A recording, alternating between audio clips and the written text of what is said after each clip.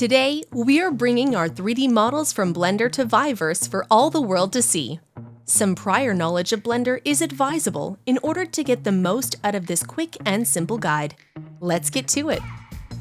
Once your object is complete in Blender, go to File, then Export, and select GLTF 2.0. Make sure to choose .glb format for better compatibility and ease of use in VIVERSE. Next, let's jump into VIVERSE. Head over to one of your worlds, hit the Edit button, and select the option to import objects. Drag and drop your GLTF/.glb file right into the platform. VIVERSE will handle the rest. You can then position and scale your model within the virtual space as you like. It's really that simple. Now, we give ourselves a well-deserved pat on the back.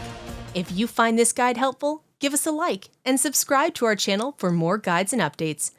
We'll see you in VIVERSE.